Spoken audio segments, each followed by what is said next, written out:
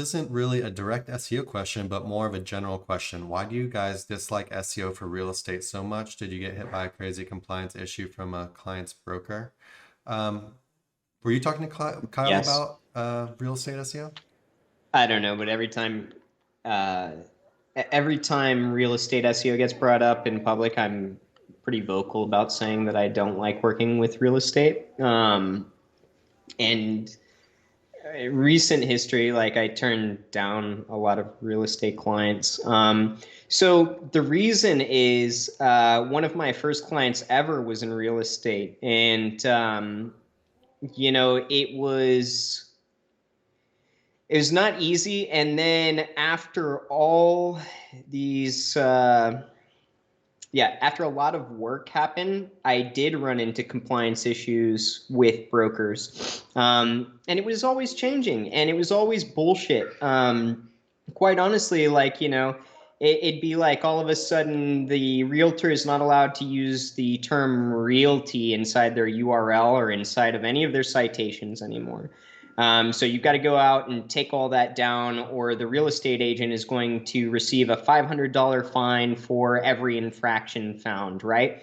And then, like hypothetical, if you didn't make those, or if you're having trouble accessing them, can't pull them down, or, Google's lagging in their ability to take them down, then the real estate agent is still going to be under pressure there.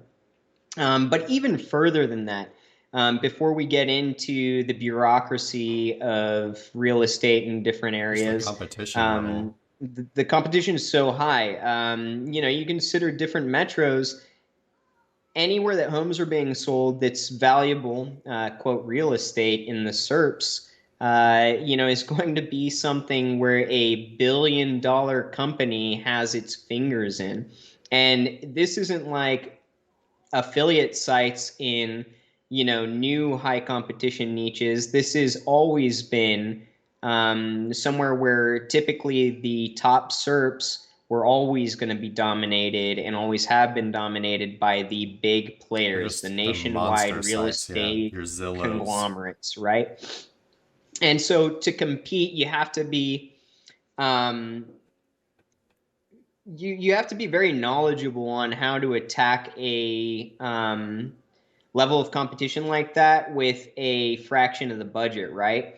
And so, I don't mind admitting that I was in over my head when I first got started, but it was also a very good learning experience because I did end up tackling some smaller metros for that person, and I ended up learning a lot about, especially like why supporting content is so valuable, especially when it comes to specific metros and beefing up content and relevance to those specific metros, et cetera, right? So it's very complex. There's a million different ways you can, combat that angle of competition in a niche like that.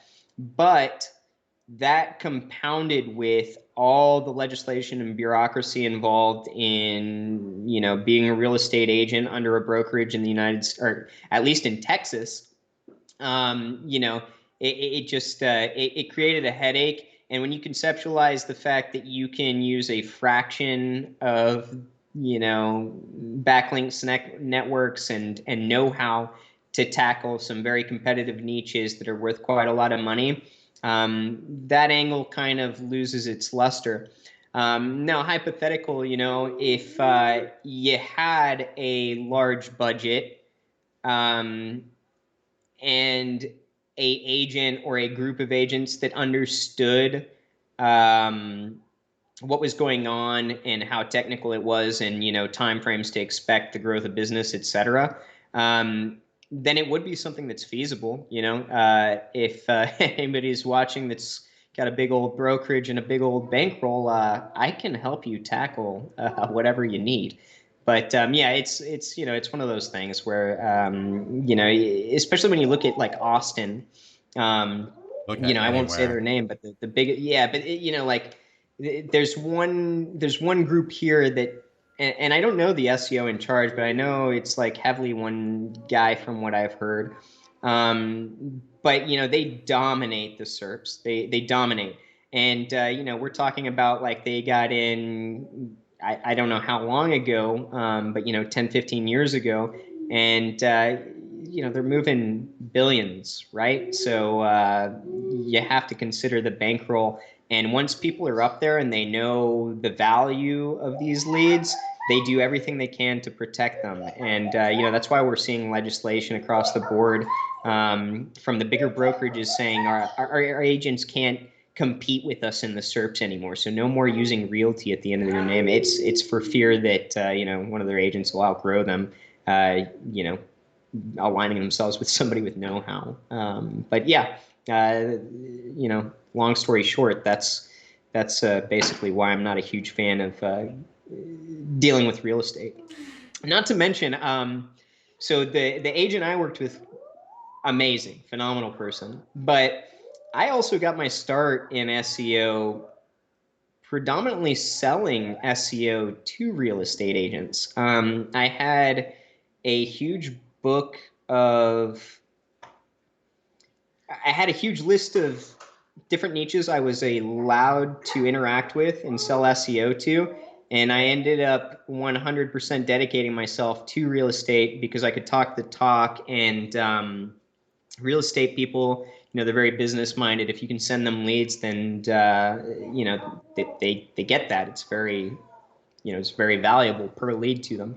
But at the same time, real estate agents are all their own entrepreneur, and you deal with a level of ego a lot of times that is unmatched in a lot of other niches. And, I'm a bit of a hard head myself, so, I'm not going to tell you how to sell your house or buy a house. I'm going to go ask you about that. So don't tell me how to SEO,